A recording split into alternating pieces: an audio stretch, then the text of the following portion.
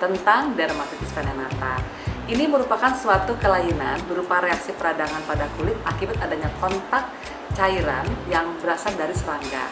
Dan ini terjadinya biasanya pada saat konsumen atau klien tersebut tidak menyadari, jadi terjadi saat tidur.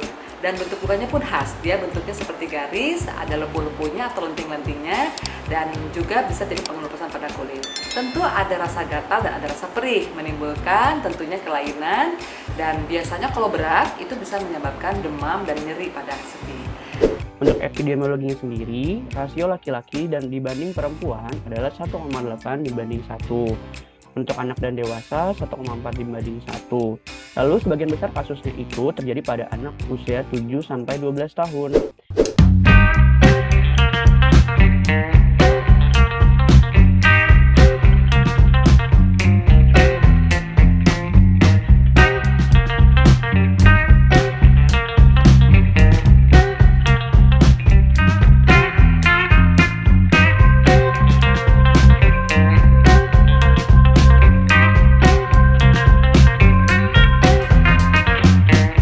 Assalamualaikum warahmatullahi wabarakatuh. Pemirsa semuanya, selalu bertemu dengan saya dan saya selalu senang untuk memberikan informasi tentang penyakit dan kesehatan pada kulit.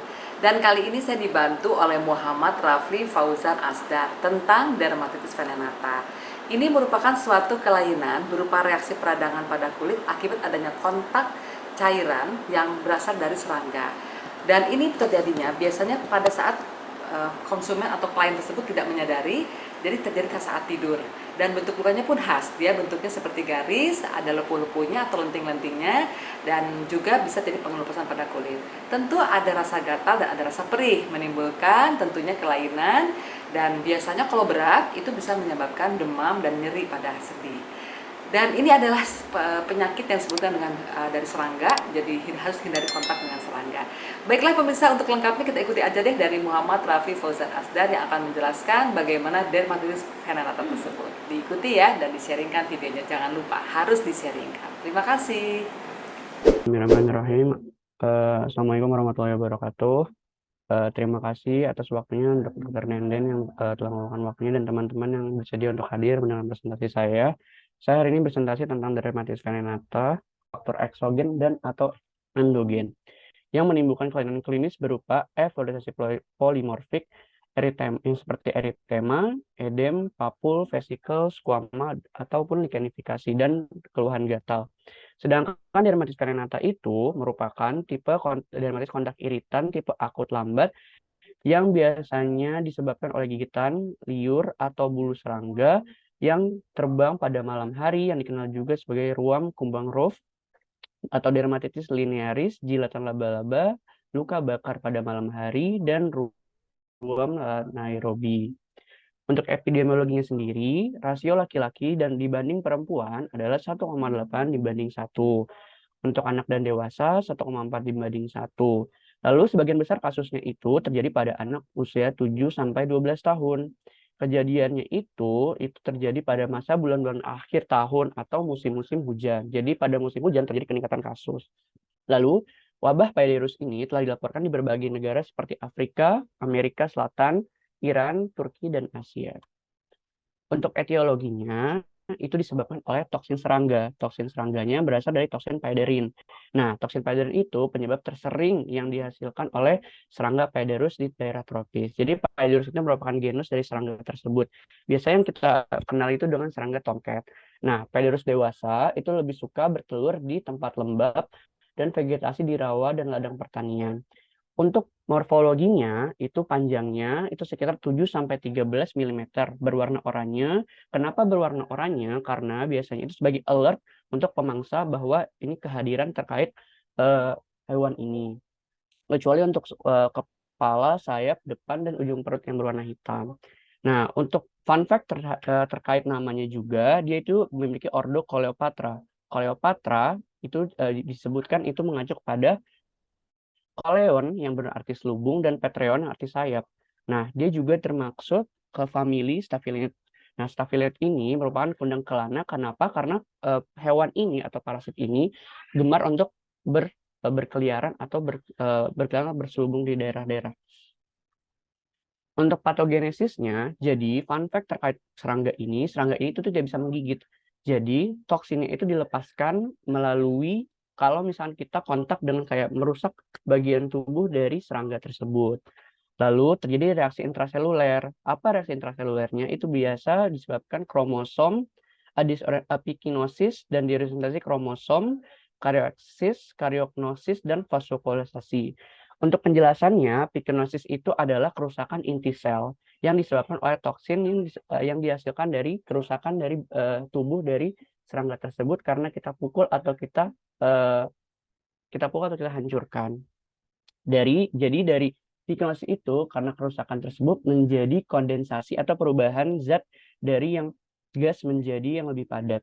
Lalu terjadi ada kariopiknosis, jadi itu perubahan jadi kerusakan dari inti sel tersebut, lalu vakuolisasi dan keluar dari sel atau sitoplasma, menyebabkan nekrosis kulit.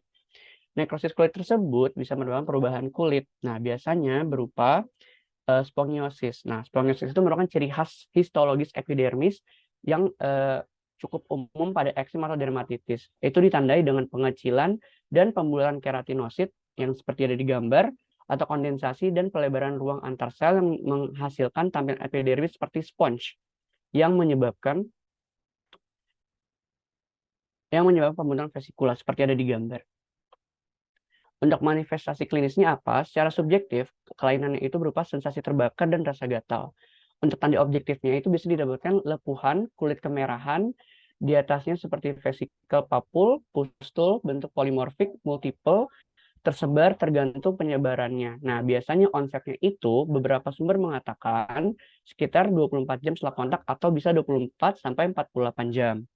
Nah, biasanya tadi untuk objeknya ada erythema bargaris, ada vesikel pustul, ada lesi kissing yang terletak pada permukaan lentur yang bersatu, atau dermatitis periokular dan keratokonjungtivitis, ada balantitis atau radang kelenjar penis karena perpindahan toksin pada tangan. Nah, biasa lokasinya atau predileksinya itu di mana? Biasanya itu di daerah-daerah yang tidak tertutup atau yang sering wajah, leher, bahu, lengan, dan daerah sekitar pinggang. Ini untuk gambaran lesi atau manifestasi klinis pada dermatitis venenata. Jadi biasanya juga ada istilah namanya wake and see. Jadi ketika itu didapatkan itu ketika bangun karena tidak terasa kontak dengan parasit tersebut. Ketika bangun itu terlihat ada lesi seperti rel kereta atau linier seperti gambar pada berikut. Atau juga bisa didapatkan kissing lesion seperti ada di sini. Bagaimana cara mendiagnosisnya? Kita pertama melakukan anamnesis. Biasa secara subjektif, pasien akan mengeluhkan rasa perih atau panas dibandingkan rasa gatal daerah kelainan kulit. Yang kedua, pasien dekat atau memiliki faktor resiko pekerjaan di daerah perkebunan atau persawahan. Yang ketiga, biasa riwayat kontak dengan serangga yang kurang lebih dari 24 jam. Untuk pemeriksaan fisiknya, bisa disebutkan manifestasi tersebut berupa seperti eritem, papul, pustul, vesikel, atau bula atau krusta. Atau bisa disebutkan lesi linier atau seperti rel kereta tadi, atau ada kissing lesion.